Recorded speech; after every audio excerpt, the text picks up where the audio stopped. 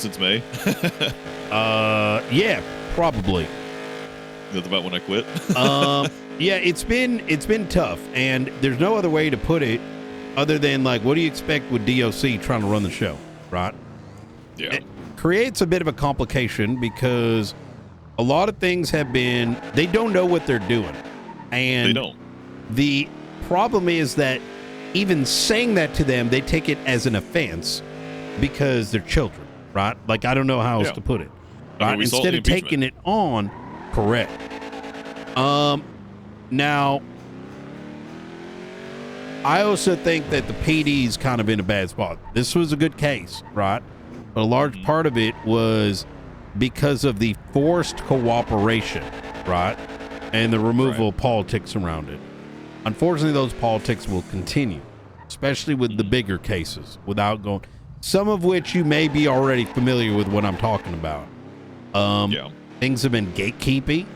Things are, in some of these cases, a matter of people wanting to be effectively the main character and not letting any side characters in, right?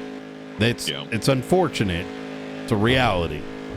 And when approached by this, when I started this new unit, right, the idea behind it was it needs to be collaborative. And I think that may, at some point, have pressures because people get in their feelings instead of realizing they got a job to do, right? Right. And as such, when I was approached by Junior, and prior to that, a justice on the matter, I decided to consider it. My problem is I don't know what the fuck the Marshals are actually supposed to be. And that's kind of what I'm curious to hear from you as, you know, the old director. And whether you think it's even fucking worth me considering, because I'm liking where I'm at. But there is that call to duty that, you know, I do want to tussle with at least. Well, I guess a question I would have to start off with is, where do you want to go in your career? Like, what do you see as your primary focus in your career? Do you like the investigative side? Do you want to get deep down in the trenches with the investigative? Or do you want to be a main supporter in the patrol field? I am through and through an investigator. It's what I do all day.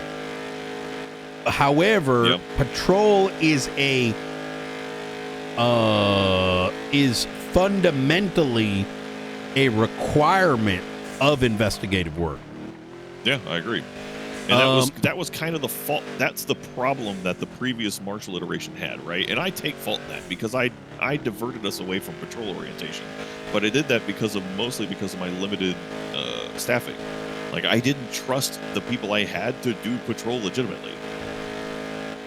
Because, I mean, you see what we're left with now, right? And so this new iteration integrates a patrol side with an investigative side, right? Yep. And I know there's a lot of questions about, like, well, why do we need another patrol division? Whenever I was guiding them and trying to construct it, there was a lot of conversation we had about, like, where the failures were in the last one. Because I had failures. I don't consider myself a successful head of the Marshals during my time. And one of my biggest failures was the ability to attract talent. I am not a figure that attracts talent. I am not somebody that people follow. But I'm also a huge supporting person, right? Jesus Christ, these people can do with that stuff. And one of the reasons what we determined is why people don't want to come over is because they don't want to surrender patrol capabilities. And because you need some of that time off, right? And so that was one of the considerations that came into it of, like, we have to integrate patrol capabilities into the Marshals in order for them to succeed. But you also need somebody who is a personality type that can attract talent to bring it in. And that's when I started reassessing, like, what have I learned in my past? Whenever we've had, like, previous detective agencies, previous ones that worked, right? They have to integrate well with patrol. Agree. Like, so take this Firestarter case. Yeah. This is something that the Marshals should have headed off.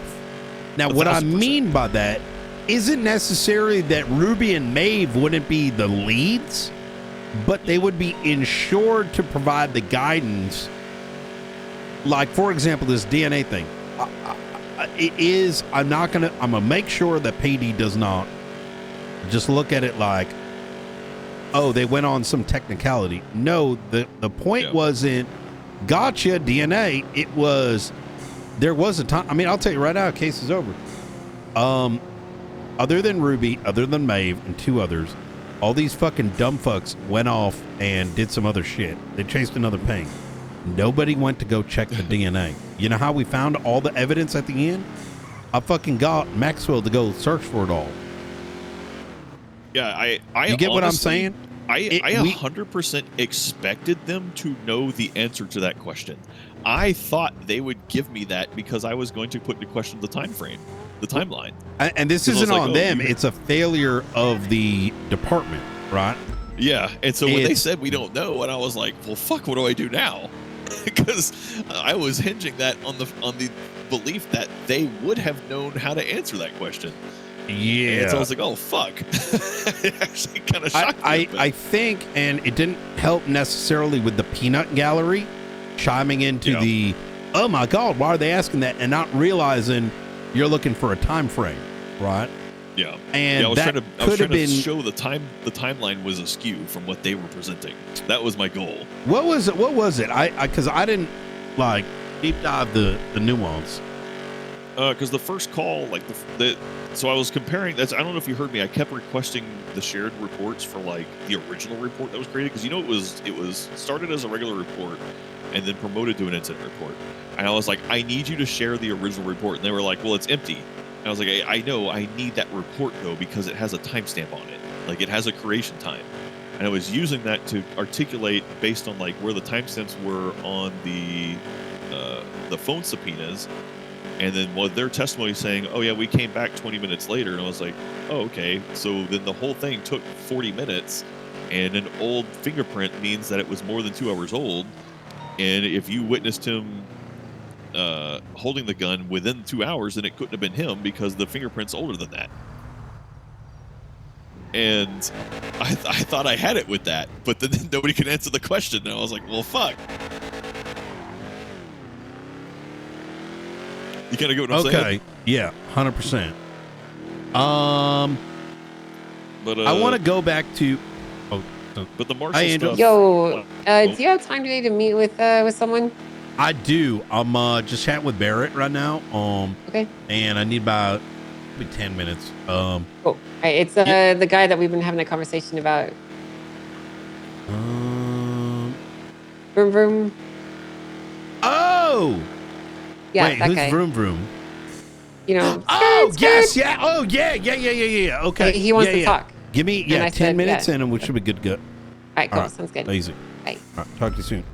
I know you and I can probably. I have a feeling we could gap for a while. Yeah. But I wanted to shorthand it to the Marshal stuff, right? I need to know what the fuck the Marshals are now legislatively able to do. And I mean, they've always been able to do anything, right? I'm with you, but I mean, like, I want you to like actual, like, look at, if you don't mind, if you're willing to do this, and if you can't, that's fine. But if I'm being asked to consider this, I do want to consider it, not necessarily go for it, right? But I cannot consider if I don't know. Does that make sense? Right.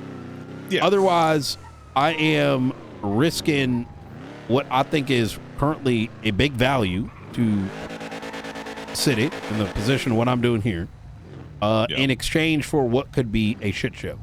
I know very much that there is a massive personnel issue.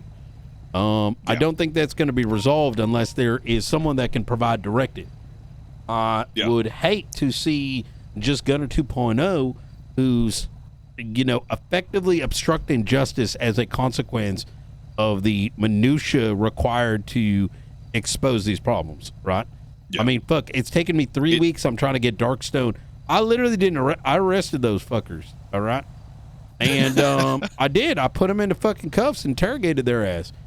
And I still said, let's make this shit work and let's just get it signed by the state. And it's still 3 weeks in, right? And Dear it's God. little things like that that make me say, man, if I just fucking had the keys, it'd be like, okay, boom, boom, here's the thing, rubber stamp. All right, we're on board with this, done. You know what I mean? Like, shit shouldn't take that long, right? No, yeah, and that I agree, and that's I don't know that I tried to bring a lot of the core concepts of what I was trying to do with the Marshals into the revamp to try and make this make more sense and to make it more of a parallel, not just a direct intersecting agency with the other agencies, right? Mm. I mean, we all know we expect the Marshals to look into government corruption, but I see it more of like the new revamp being you need to be able to look into anything and everything unhindered. Other agencies, police, judges, criminals, civilians, as from a lot of these investigations I took, you're gonna incorporate them all regardless. If you've got a corrupt judge, there's gonna be a whole criminal organization behind that corrupt judge. You can't separate them out like that. Right. But then some of the other concepts that I tried to integrate with the new design, no, just to clarify, I didn't design this new system. I gave them the ideas for it. Mm. The new layout that they have, I gave them the base foundation of how it works in Texas. So in the state of Texas, you have a state agency that is the Texas Department of Public Safety. That is the overall statewide law enforcement agency. Underneath the Texas Department of Public Safety, you have the Texas State Troopers and the Texas Rangers. The Texas Rangers are the investigative branch, and the state troopers are your patrol branch. And the Rangers look at everything. It sounds very much like what's currently being written in, which sounds interesting, though it's very expansive. So I've not had a chance to read through all that. It is expansive, but that's where a lot of that concept came from about the structure was like it I didn't know he wrote it this from successful group. Like, why don't we learn from lessons of successful organizations like that make this stuff work? Because like the Texas Rangers, if a local city police department gets into an officer involved shooting, the Texas Rangers investigate it to make sure everything's on the up and up. You know what I mean? Yeah, and sense. They do investigations like that. Like that's literally what the Texas Rangers do. And their state troopers are your day-to-day patrol, and they integrate together under the same umbrella under the Texas Department of Public Safety, and that's what they're trying to do with at that base design. But then I also looked at like patrol, like we don't want just a third patrol ring. It's just the same thing, right? So I tried to take some of the concepts from what I learned in law enforcement and from running the Marshals and integrate that into that of looking at career progression. When you look at BCSO and LSPD, you have what does career progression in those departments look like? Ranks, right? Well, and the way y'all are organized, every rank comes with it some leadership responsibilities. You're going to have people like myself who are not field leaders. I am not a great leader. I am a phenomenal supporting person. But does that mean I deserve to have my career deadlocked at a base rank officer because I'm not a great leader? I have no leadership capabilities, right? And so I try to take that and to be like, well, how can we help people have a career progression who are the big supporting roles in our state? Right. And that's why they wrote, if you look in how they wrote the jurisdictions in the new legislation for the new Marshals, they are intending that the patrol division be oriented for those supporting roles, for those officers who are the the reference for what it is to be a 77 on a scene. Like, if you get a Marshal backed up, you know your shit's going to get, backing you up, you know your shit's going to get handled. You know what I mean? Like, that's their career progression. Well, and I think that's something that's like very, in general, beneficial to the state. I mean, that just kind of makes sense. And if you have a good patrol division like that, it's made up of great supporting people, and they're working side by side with the best detectives and investigators we have, like, that's a recipe for success. But there's a different angle here too, right? Which is a task force that is simply overseen by this department, so that the politics that do inherently exist in San Andreas are not spoiled, right? Like, so let's give an example, right? Ruby's LSPD, Maeve is BCSO. Having them have to make a choice of, like, let's say, becoming marshals, while nice, should not be an obligation. Yeah. Might be nice on paper, but not necessarily practical, right? Politics, personal desires. So hinging on that doesn't work. What also don't work is say, well, we ain't got no marshals. No one wants to be a marshal from the PD, supposedly. Let's just hire from the fucking DOC and see how it goes. Well, that don't work either, because they don't know what is happening in the city, let alone know what to do when they see something. You know what I mean? Like, so if you wouldn't mind, I would love to hear your general opinions on whether you think it is even worth approaching this topic of running it. Correct. I think so, but I made it a key point that I will have nothing to do with the rebuild as far as leadership goes of the new marshals, because one of the biggest issues, like I said before, is I don't attract talent. If I'm put in a leadership position anywhere in the marshals will die. It will fail again. But someone like yourself attracts that talent. And with talent comes motivation, comes momentum, comes success. And I think a successful state marshal division like that is something that helps the entire state law enforcement. Even if, like you're saying, they don't want to have to go to marshals, LSPD and BCSO should still have their own investigative agencies.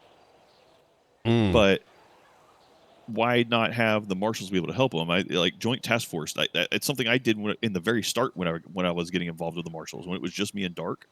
Anytime I saw an investigation that looked like it could have been potentially a marshal-worthy investigation, I approached those detectives and I was like, hey, I see you're working on this. I want to be able to offer you our resources, because the marshals have a crap ton of resources. We had a wealth, we had a huge fund to work with. We had all kinds of crazy tools. I was like, I want you to still run this, but I want to create a joint task force with you so I can get approval to use my funds and my resources in support of you. And that alone is such a beneficial addition, being able to use that universal coordination between really experienced detectives, your local detectives, the resources from the state, and be able to jump those on to be able to help them run those investigations is just something that everyone benefits from. Yeah. Okay. I may reapproach you on this topic tomorrow, or if you're around. Probably. Okay. I appreciate it. Absolutely. Would you give it a second shot? Do what? Would you ever give it a second shot? I would be a part of the marshals. I would never lead the marshals again. Not for a while. Okay. It would have to be stable for me to take any kind of leadership position, because I don't attract the talent. I'm not someone that has that personality. If I get involved in it, it will just die. Understood. Okay. Thank you so much. I appreciate it. Absolutely. You take care now. And hey, good job today. Thank you.